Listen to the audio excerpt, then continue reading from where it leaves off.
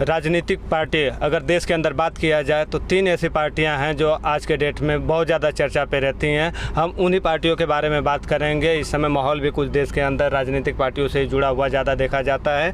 और अभी मैं एक ख़ास पार्टी की बात करूँगा। हालाँकि उस पार्टी जो हमारे साथ जुड़े हुए सदस्य हैं हम उनसे भी बात करेंगे, लेकिन इसके पहले मैं आप लोगों को जानकारी दे दूँ कि अगर देश के अंदर 3 खास पार्टियों की बात किया जाए तो एक बीजेपी जो एक हर बच्चे के जुबान पे रहता है, एक कांग्रेस जो कि आज से 70 साल पहले 70-75 साल जो भी जोड़ लीजिए, एग्जैक्ट मैं ऐड करके नहीं बता रहा हूँ आप लोगों को, लेकिन जोड़ लीजिए वो शुरू से एक पार्टी ऐसी बनी आ रही है कि देश के राजनीति में एक अहम हिस्सा बनी हुई है। और एक ऐसी पार्टी जो देश के अंदर 2012 में निकल के आती है, 12 में अनाउंस करते हैं कि हम एक अपनी पार्टी बनाते हैं, आम आदमी पार्टी बनाते हैं, और 2012 में पार्टी बनती है और ठीक 6 से 7 महीने बाद वहाँ पे दिल्ली में चुनाव, हालांकि बहुमत नहीं पाती है लेकिन कुछ दिन अपना सरकार चलाने के बाद और फिर वापस वो सरकार इस्तीफा देते हैं, फिर से चुनाव होता है और वो पूर्ण बहुमत से आते हैं और इतना हौसला बुलंद हो जाता है कि देश भर में वो चुनाव लड़ने की तैयारी करते हैं। और अभी मैं मौजूद हूँ गुजरात के अंदर। नमस्ते, मेरा नाम है मनोज चौहान और आप देख रहे हैं सलासर न्यूज़। और मैं ये कुछ नए आप लोगों को दिखाई दे रहा होगा कि मैं गाड़ी के अंदर एक वीडियो शूट कर रहा हूँ और हमारे साथ आम आदमी पार्टी के, हालांकि अभी वो आम आदमी पार्टी में नहीं है, इस बारे में भी हम उनसे बात करेंगे।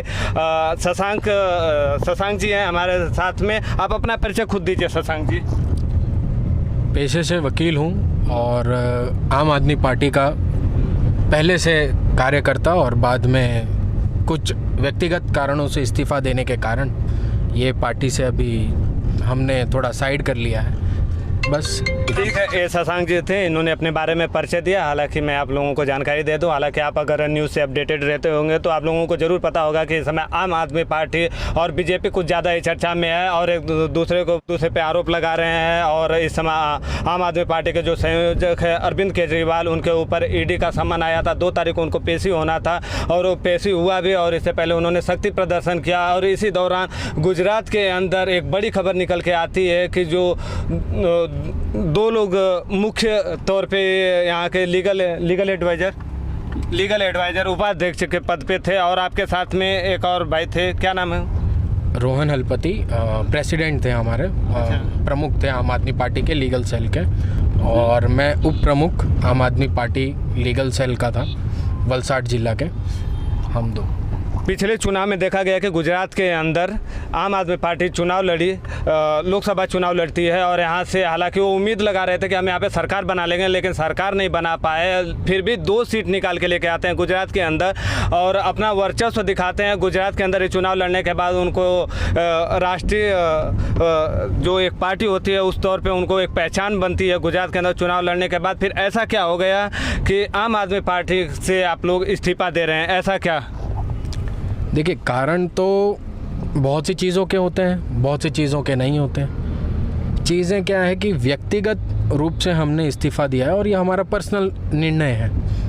और इस सवाल तो अभी भी खड़ा होंगे, आप ऐसे टाइम पे आपने इस्तीफा दिया है जबकि अरविंद केजरीवाल को ईडी द्वारा समन भेजा जाता है शराब घोटाले मामले में। इस टाइम पे आप लोग कहीं आप ईडी से डर तो नहीं रहे हैं? और गुजरात में रहने का भी एक डर है कि हमारे यहाँ पे बीजेपी का वर्चस्व है गुजरात के अंदर। देखो, मैं एक ही चीज़ बोलता हूँ, ईडी हो गई या सीबीआई हो गई, ये सब बीजेपी के अन्य संस्थाएं हैं, इनसे डरने वाली कोई आवश्यकता और ये बात भी नहीं है कि अगर इनसे कोई डरा भी जा सकता है।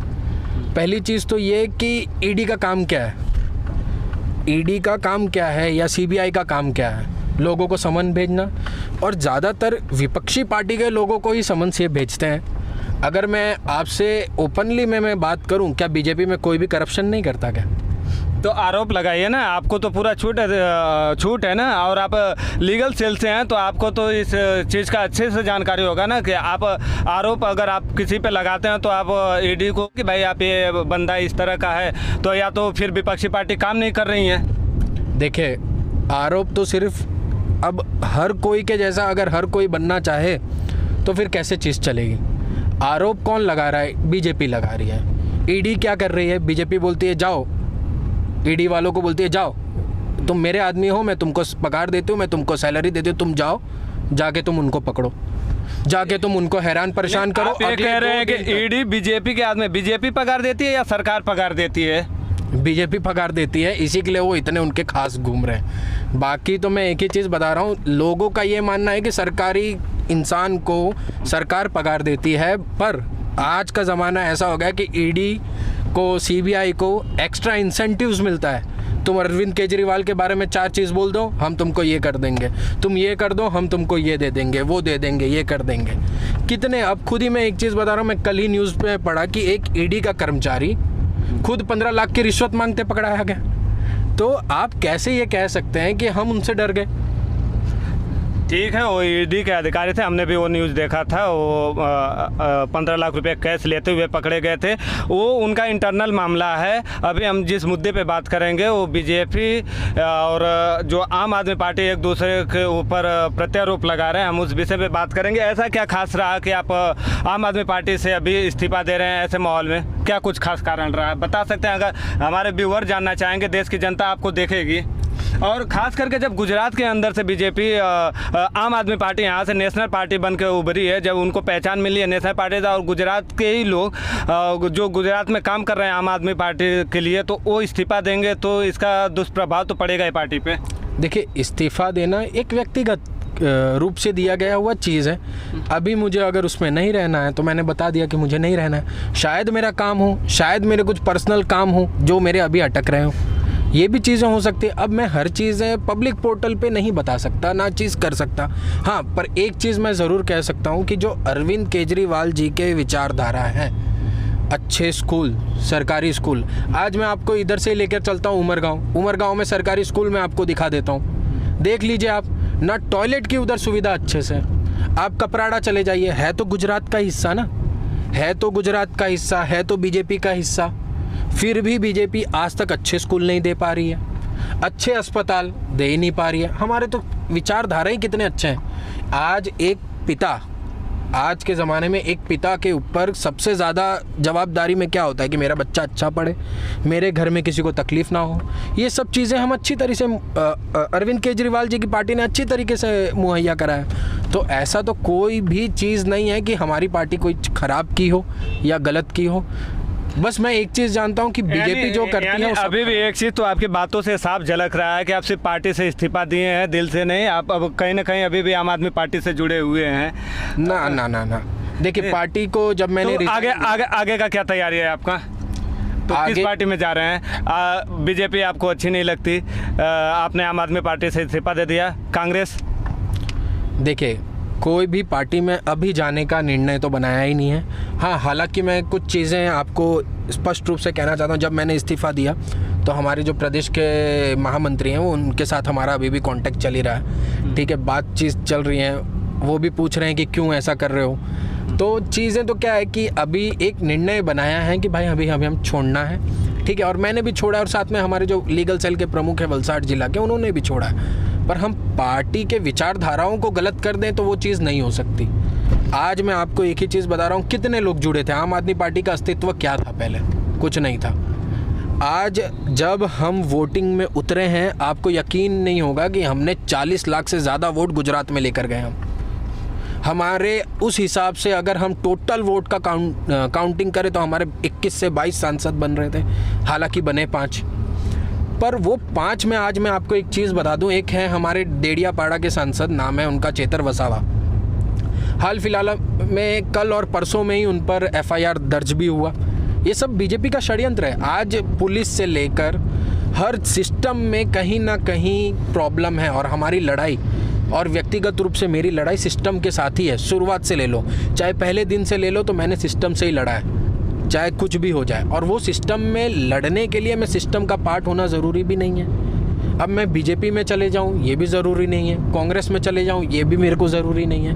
मैं व्यक्तिगत रूप से लड़ सकता हूं। आज आप भी मीडिया में हैं, आप भी व्यक्तिगत रूप से लड़ते हैं। कहीं अगर ख़राब दिखता है तो आप व्यक्तिगत कैमरा लेके जाते हैं कि देखिए ये चीज़ सही में ख़राब है। तो मैं तो अगर कोई भी चीज़ ख़राब है तो मैं तो उसमें बोलने का हक रखता ही हूँ। देखिए, अरविंद केजरीवाल पे इससे पहले भी आम आदमी पार्टी के 2-3 राजनेता जैसे मनीष जी हुए, वो भी अभी तक जेल में ही पड़े हुए हैं। फिर इनके पे शराब घोटाले का जो आरोप लगा है, इस पे क्या कुछ कहेंगे आप? देखिए, इस पे मैं एक ही चीज़ कहूँगा, ये सब पूरा षड्यंत्र है। आज भी मैं आपको एक चीज़ बताता हूँ, अभी जो हमारे एक सांसद थे संजय सिंह, उनका मैंने भाषण सुना था, मेंबर ऑफ पार्लियामेंट है, उनका मैंने भाषण सुना था, जिसके अंदर संसद में उन्होंने कहा है कि भाई ईडी के और सीबीआई के इतने सारे केसेस होते हैं, उनमें से कॉन्विक्शन रेट कितने हैं, मतलब कितने लोगों को सज़ा हो पाती है। ट्रांसपेरेंसी नहीं है उनके काम में। कोई भी ईडी कुछ भी काम करती है या सीबीआई कुछ भी काम करती है, ये सब केंद्र के द्वारा एक संगठन बनाया गया है कि भाई जो इंसान अगर अपोजिशन में आगे बढ़ता है, जाके उनको परेशान करो, जाके उनके साथ ये करो वो करो। ये तो संस्थाएं हैं। ईडी कहाँ अब खुद का विचार लेकर चल सकती है? ये तो संस्थाएं। ये तो इलेक्शन कमीशन को खरीदना चाहते थे। ये तो इलेक्शन कमीशन को कहते हैं बीजेपी वाले कि इनमें एक हमारा आदमी बैठेगा। तो आप समझ लीजिए कि ये तो पूरा देश खरीदना चाहते हैं, देश में सरकारी व्यवस्था खरीदना चाहते हैं। लेकिन बीजेपी काम भी तो कर रही है, बीजेपी काम भी तो कर रही है, कुछ तो तारीफ कीजिए। इतने देर से आप बीजेपी, आप जिस रोड पे चल रहे हैं, रोड इतना स्मूथ है, आप इस रोड पे चल रहे हैं जो रोड पर डे 12 किलोमीटर के हिसाब से बनती थी, आज 44 किलोमीटर 40 किलोमीटर के हिसाब से हाईवे बन रहे हैं। नितिन गडकरी जी बना रहे हैं। देश के जो दूसरे देशों से जो रिलेशन है वो सुधर रहे हैं। तो बीजेपी काम भी तो कर रही है, उस हर किसी को खुश नहीं रख सकती है। देखिए, मैं एक चीज़ बता रहा हूँ, आपने ये बात बहुत अच्छी कही कि बीजेपी तो रोड भी बना रही है। अब मैं आपको एक चीज़ बताऊँ कि अभी क्यों आपको दिखा, पर गुजरात में तो बीजेपी का राज तो कब से था, अभी क्यों आपको रोड दिख रहा है? मतलब बीजेपी पहले असफलता में थी और आज भी है। मैं आपको उसका उदाहरण दूंगा। अभी मैं आपको एक काम करता हूं। मैं जिस रोड की बात कर रहा हूं, अभी हम नेशनल हाईवे 8 पे चल रहे हैं, हमारी गाड़ी चल रही है नेशनल हाईवे 8 पे। तो ये हाईवे एक स्टेट से होके नहीं जाती है, कई सारे स्टेट से होके जाती है। और जो एवरेज निकल के आता था पहले वो 12 किलोमीटर का था। वो हालांकि आम आदमी पार्टी नहीं थी, लेकिन कांग्रेस की सरकार थी, वो भी तो काम नहीं करती थी। तो जितना आप आरोपित हो रहे हैं बीजेपी के ऊपर, तो उतना कांग्रेस पे भी हुई है ना। कांग्रेस भी तो उसी तरीके से काम की है। कांग्रेस तो उससे भी कहीं, जो 12 किलोमीटर का एवरेज था वो आज 40 से ऊपर 44 किलोमीटर का एवरेज निकल गया। हालांकि ऐसा मैं कुछ पढ़ा हूँ 100% नहीं, लेकिन 44 है आसपास। देखिए अभी क्या हो गया है चीज़ें, मैं अभी आपको बहुत स्पष्ट रूप में, आप ये मानते हैं कि नहीं कि अभी टेक्नोलॉजी बढ़ गई है? आप ये मानते हैं कि नहीं? पहले उतनी टेक्नोलॉजी नहीं थी, कांग्रेस के टाइम पे उतनी टेक्नोलॉजी कभी थी ही नहीं। अब जब टेक्नोलॉजी आई है, सब जगह काम हो रहा है। अभी आपको मैं एक चीज़ दिखा रहा हूँ, ये देखो गड्ढा, ये नेशनल हाईवे का गड्ढा है। देखिए कैमरा घुमाइए जरा, हम भी देखना चाहेंगे। ये देखिए, ये नेशनल हाईवे के आसपास में ही है। तो हाईवे, ये नेशनल हाईवे के नीचे का गड्ढा है। ये देखिए, ये इस पे किसी का ध्यान जाता नहीं है। ये देखिए, अगर साइड में खड़ा कर लो थोड़ा सा, हम भी देख लेते हैं। निकल के कर लेते हैं। नहीं, यहाँ से खिड़की से खोल के देख लो, ये नेशनल हाईवे पे, हालांकि हम चल रहे हैं नेशनल हाईवे। तो नितिन गडकरी जी अभी देखिए, ये एक संयोग ही है कि जब हम नेशनल हाईवे पे इस समय चल रहे हैं और आम आदमी पार्टी के जो IT सेल के उपाध्यक्ष वलसाड डिस्ट्रिक्ट के, हम इनके साथ में इंटरव्यू भी कर रहे थे। तो अभी ये देखिए नेशनल हाईवे का ये हाल है। तो नितिन गडकरी साहब जी, आपको भी ये चीज़ नज़र में ज़रूर रखनी चाहिए। हालाँकि ये चीज़ आगे भी अगर कहीं दिखेगी तो हम दिखाएँगे ज़रूर। और अभी देखिए, क्या हुआ मैडम? ठीक है, चलिए हम आगे बातचीत जारी रखेंगे। तो अभी आगे की क्या तैयारी रहेगी, आप अपनी तैयारी के बारे में बताइए। देखिए, तैयारी तो मैंने आज एक प्रेस नोट भी रिलीज़ किया था कि मेरी लड़ाई सिर्फ सिस्टम के खिलाफ, जो सिस्टम के द्वारा की गई हुई अन्याय, उनके खिलाफ है। आज अन्याय क्या है? अच्छा रोड लोगों को नहीं मिल रहा। अभी मैं आपको, आपके इस्तीफा देने से सब सुधर जाने वाला है? कुछ काम क्या कर रहे हैं, मैं इस बारे में जानना चाहता हूँ। आगे क्या प्लानिंग है, किस तरह से काम किया जाएगा? देखिए, पर्सनल लेवल पर भी मैं बहुत काम करता हूँ। मैं आपको एक एग्जांपल दे देता हूँ। आप नेशनल हाईवे की बात कर रहे हैं, शायद आपको पता होगा, और आप ही का चैनल था शायद, हाँ मेरे ख्याल से। हमने इधर ये पार्टी में नेशनल हाईवे का जो पुल है, बार बार ख़राब होता है, यही नेशनल हाईवे पे। अभी भी अगर मैं गाड़ी उधर घुमवाऊँ तो आपको दिख जाएगा, उधर आज भी ख़राब पड़ा है। नेशनल हाईवे है ना। अभी आपको मैंने गड्ढा दिखाया। अब मैं, चलो आपको है ना, आप जो ये चीज़ बोल रहे हो ना, मैं आपको आज सबसे बड़े घोटाले के पास भी लेकर चलता हूँ जो वापी में हो रहा है। शायद आपको ऐसा न्यूज़ तो कोई दिया ही नहीं होगा। चलिए, 4 रास्ता लेना। तब तक आप अपने सवाल कंटिन्यू रखिए, उसमें कोई दिक्कत नहीं, जब वो जगह आएगा तो मैं आपको ज़रूर बताऊँ। चलिए नितिन गडकरी साहब, ये आपको ब्रीफ कराने की कोशिश कर रहे हैं यहाँ से आम आदमी पार्टी में, हालांकि अभी नहीं है, लेकिन ये एक आम आदमी के तौर पे, आम आदमी पार्टी से नहीं, लेकिन एक आम आदमी फ़िलहाल इस समय अगर इनको इस तौर पे देखा जाए तो ये आम आदमी है, आम आदमी पार्टी से तो नहीं है। और आपको थोड़ा सा ब्रीफ कराएंगे, आप इस चीज़ों पे ध्यान दीजिए। हालांकि नेशनल हाईवे पे बड़े बड़े राजनेता जो आते हैं वो हाईवे होके निकल जाते हैं, अच्छे रोडों से निकल जाते हैं, रातों रात सड़क बन जाती है, लेकिन उन रोडों का जो प्रोजेक्ट कुछ महीनों के लिए दिया जाता है और जिन कॉन्ट्रैक्टरों को दिया जाता है वो उतने टाइम सर्कल में वो काम कर पाते हैं कि नहीं, हम वो चीज़ दिखाने की कोशिश करेंगे। इन्होंने हमसे कहा कि आप वहाँ पे लेके चलिए, हम आपको कुछ और दिखाते हैं। तो हम बिल्कुल ट्रांसपेरेंसी के साथ में काम करते हैं, हमारा चैनल पूरे ट्रांसपेरेंसी के साथ में काम करता है। हम बैरनेस नहीं दिखाते, हम किसी चैनल की तरफ से नहीं, हमें ये चीज़ अच्छा ही दिखाना है। जो अच्छा है तो अच्छा दिखाएंगे, बुरा है तो बुरा दिखाएंगे।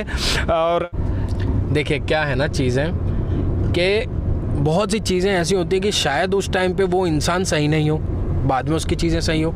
और अब तो मेन चीज़ क्या है कि बीजेपी का अहंकार तोड़ना है।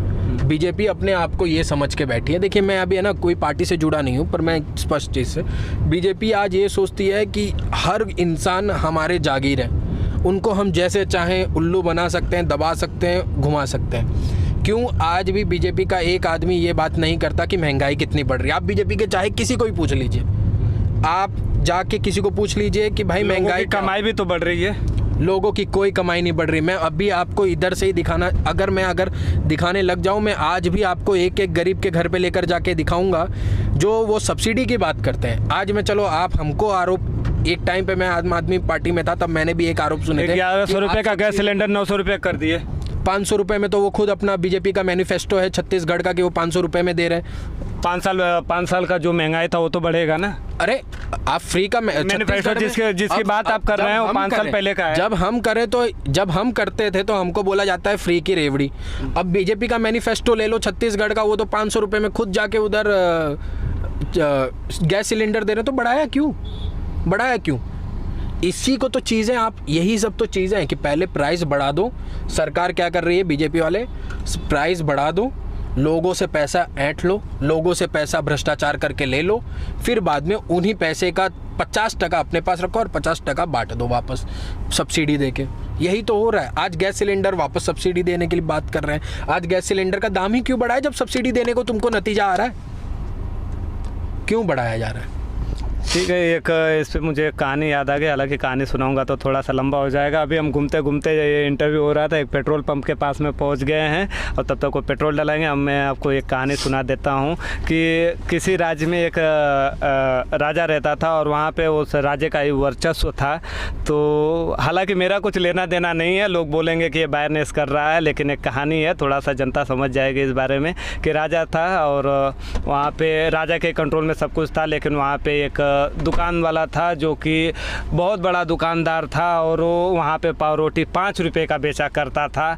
कुछ सालों तक ऐसे चलता रहा, 5 रुपये का बेचते रहा, 5 रुपये का बेचते रहा। फिर उसको लगा कि नहीं, हमें अपनी रोटी का दाम 10 रुपया करना चाहिए, लेकिन वो बढ़ा नहीं सकता था क्योंकि उस राज्य में राजा का कंट्रोल था। तो एक दिन ऐसा हुआ कि बहुत विचार करने के बाद जो वहाँ का दुकानदार था वो राजा के पास गया, बोला कि सर हम जो 5 रुपये का रोटी बेचते हैं, राजा साहब हम जो 5 रुपये का रोटी बेचते हैं, हम वो 10 रुपये का करना चाहते हैं। फिर उसने क्या किया कि राजा को जैसे ही बोला कि 5, राजा ने बोला वो तुम 10 रुपये का नहीं, तुम कल से 30 रुपये का बेचना चालू कर दो। तो इसके बाद ऐसा हुआ कि जैसे ही वो 30 रुपये का रोटी बेचना चालू किया तो पूरे देश में जो है कि उनके राज्य में पूरा हाहाकार मचा कि जो 5 रुपये का रोटी था वो 30 रुपये में क्यों मिल रहा है। इसके बाद राजा पूरे पब्लिक को इकट्ठा किया और उस दुकानदार के पास गए, बोले कि ये बहुत गलत हो रहा है और बहुत गलत हो रहा है, तुम्हें ऐसा नहीं करने दूंगा और तुम जो रोटी 30 रुपये का बेच रहे हो तुम कल से आधे दाम में बेचोगे। तो हुआ ये कि जो रोटी 5 रुपये का था, राजा ने बोला कि अब तुम उसे आधे दाम में बेचोगे, अब वो घट के हो गया 15 रुपये। बस मैं किसी का बयानिश नहीं कर रहा हूँ, मैं कहानी पढ़ रहा था, जनता अपने हिसाब से समझ जाए, राजा भी खुश, जनता भी खुश और दुकानदार भी खुश। तो ये कुछ कहानी है, इससे मेरा और आपके कुछ लेना देना नहीं है पार्टी से, हालांकि मुझे लगा यहाँ पे पेट्रोल भरवा रहे हैं। बाकी और क्या लगता है देश में सुधार के लिए क्या काम किया जाना चाहिए किसी पार्टियों के द्वारा? सब पार्टी को मिलकर बीजेपी को निकालना चाहिए तो देश का सुधार हो सकता है। जो पार्टियां अभी मिली थे, अगर यूपी के अंदर देखा जाए, अखिलेश यादव ने अभी उनके बातों से लगता नहीं है कि वो अभी इंडिया के साथ में है। आई जो इंडिया डॉट बनाया हुआ है, लोग पूरा एक गठबंधन बनाया हुआ है, इससे तो लगता नहीं उनके बातों से। अभी हाल ही में उनका एक बयान आया था। देखिए, आपने ना शायद कुछ चीज़ें देखी हो या ना देखी हो, मैं आपको एक चीज़ बता रहा हूँ। जब हमने इंडिया अलायंस जो हमारी है, इंडिया का जो हमारे पार्टी और सब पार्टी मिलकर एक नाम रखी इंडिया, बीजेपी को इंडिया नाम से चिढ़ हो गई। आप ये कैसे कह सकते हैं कि बीजेपी को इंडिया नाम से चिढ़ हो सकती है? यार, भारत देश मेरा नाम है, भारत देश मेरा नाम है, इंडिया मेरे देश का नाम है, क्या दिक्कत है मुझे? अगर उनको इतना ही दिक्कत है तो फिर मेक इन इंडिया बंद कर दीजिए। बीजेपी बोलती है अंग्रेजों का दिया हुआ नाम है। अरे तो बीजेपी के तो हर चीज़ मेक इन इंडिया, ये इंडिया, खेलेगा इंडिया, पकड़ेगा इंडिया, दौड़ेगा इंडिया, ऐसे ऐसे तो कुछ कुछ नाम है उनके। इतने सारे तो उन्होंने इंडिया नाम से चालू किए, तो वो सब क्यों चालू कर रहे हैं? तब उनको नहीं दिखाई दिया कि वो अंग्रेज़ों के द्वारा दिया गया हुआ नाम है। ये सिर्फ और सिर्फ जनता को भ्रमित करने में एक लॉलीपॉप पकड़ाने का काम करते हैं बीजेपी। लेकिन भारत नाम होता है तो क्या दिक्कत है? कोई दिक्कत नहीं। किसने कहा भारत नाम से दिक्कत है? मैं तो सबको एक ही चीज़ कहता हूँ, भाई भारत मेरी माँ है। ये मिट्टी, ये इतनी पावन मिट्टी है। अभी आपको मैंने कहा था ना। अच्छा, कुछ देर पहले हमारी बात हुई थी कि हम उस रोड को दिखाना चाहते हैं। तो देखिए, अभी हम नेशनल हाईवे के जस्ट किनारे पे हैं और ये नेशनल हाईवे हमारे पीछे से गुजर रहा है और अभी उसके जस्ट बगल से रोड बन रहा है। बीजेपी सरकार द्वारा काम किया जा रहा है रोड का, और इसका कुछ टाइम लिमिट रखा गया था और ये टाइम पे मुझे लगता नहीं कि ये पूरा हो जाएगा। तो ये नितिन गडकरी साहब तक अगर ये मेरा वीडियो जाता है तो इस विषय पे ध्यान दिया जाए। क्या कुछ कहना चाहेंगे इस विषय पे आप? देखिए, ये रोड की अगर इतिहास देखा जाए ना, मैं आपको एक ही चीज़ ये बता सकता हूँ कि ये रोड का इतिहास देखना बहुत ज़रूरी है। ये रोड आज से नहीं है, जब से सिलवासा है, जब से वापी है, तब से ये रोड है। और तब से ये रोड पर क्या क्या है मैं आपको बता रहा हूँ। लेकिन ये रोड पे तो ही बनेगा ना। अरे तो वही चीज़ तो मैं बता रहा हूँ, रोड टूटता ही क्यों है? रोड टूटता ही क्यों है कि उसको बनाना पड़े? अभी इसके पीछे का भी मैं आपको बता रहा हूँ ना। मैं सबसे बड़ा भ्रष्टाचार जो आपको मैं पहले ही बोल के लाया और इस जगह पे लेकर आया, ये जानबूझ के पहले तो रोड की क्वालिटी ख़राब करते हैं, जिससे कि उस पर वापस ये कॉन्ट्रैक्ट दें। ये रोड पर क्या क्या नहीं है? ये रोड पर अस्पताल है, ये रोड पर ये रोड पर अस्पताल है, ये रोड पर आपके फायर ब्रिगेड के ऑफिसर है, पुलिस स्टेशन है, सब चीज़ इधर ही है, फायर स्टेशन भी इधर है। आज अगर कोई आपदा का संकट आ जाए या किसी को ज़रूरत पड़े, आज कोई आपदा आ जाए या कोई संकट पड़े तो लोगों की जान जा सकती है इतने देरी में, क्योंकि ये सब रोड ख़राब है। और ये रोड बार बार टूटते इसी के लिए हैं क्योंकि इनमें पहले से भ्रष्टाचार शामिल है। अभी ये आज रोड बन रहा है, फिर 1 साल बाद आप आके ये रोड को वापस देखिएगा, वापस टूटा मिलेगा। ये मेरी गारंटी है। पीसीसी रोड बन रहा है, कहीं आप इस पे ध्यान नहीं दिए? ये नहीं टूटने वाला है। ये कितने आरसीसी सिलवासा में बने थे। सिलवासा से पहले ये जो दादरा का रास्ता है अपना डुंगरा वाला, उधर भी आरसीसी रोड ही था। अभी आप उधर भी जाके टूटा ही हुआ है।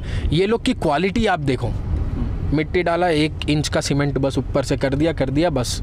जनता तो मूर्ख है, ये समझता है। अभी ये देखो, ये रोड के हालत है। अब लोग क्या बोलेंगे कि ये रोड तो अब बन रहा है ना भाई, तो क्यों बोल रहा है? अरे क्यों नहीं बोलूं? कितने बार बन रहा है, कितने बार इसमें पैसा जा रहा है, वो तो देखो कोई। ये रोड तो आज से नहीं, कब से है, जब से सिलवासा दादरा है तब से ये रोड है। तुम पहले से ही अच्छा बनाते तो शायद आज रेनोवेट ही करना पड़ता, ना कि पूरा रोड बनाना पड़ता। अगर तुम भ्रष्टाचार कर रहे हो, उसी का ये नतीजा है। लेकिन जैसा फंड वैसा काम। अगर बीजेपी अभी ऐसा फंड निकाल पाई है, इतना काम करा सकती है तो करा रही है। तो ये थे मेरे साथ में शशांक मिश्रा जी, आईटी सेल के लीगल उपाध्यक्ष वलसाड डिस्ट्रिक्ट से। तो ये था हमारा आज का बातचीत। आप लोगों को कैसा लगा आप हमें कमेंट करके ज़रूर बताइए। और एक चीज़ ज़रूर है कि जनता जागरूक रहेगी तो इस सरकार जागरूक होगी। हालांकि ये अभी आम आदमी पार्टी से इस्तीफा दे दिया, लेकिन आम आदमी बन के ज़रूर काम करेंगे। आगे का क्या कुछ इनका रहेगा तैयारी, इस बारे में अगर हम इनसे कांटेक्ट में रहेंगे, आगे क्या काम करने वाले हैं या किस सेक्टर में काम करेंगे, किस पार्टी से जुड़ के काम करेंगे, आगे भी हम इनसे बातचीत करेंगे, देखेंगे। जो भी जानकारी रहेगी आप तक लाने की कोशिश करेंगे। और आप आपका कुछ ऐसा सवाल जो रह गया जो हम पूछ नहीं सके तो आप हमें ज़रूर कमेंट बॉक्स में अपना सवाल लिख के भेजिए। हम इनसे दोबारा संपर्क करेंगे और जानेंगे कि आम आदमी पार्टी पहले कितनी अच्छी थी, क्या अब कुछ काम अच्छा नहीं कर रही है, इस बारे में हम जानकारी ज़रूर लेंगे। आप अपना राय हमें कमेंट बॉक्स में भेजते रहिए। चैनल से पहली बार अगर जुड़ रहे हैं तो चैनल को सब्सक्राइब ज़रूर कीजिए। जय हिंद।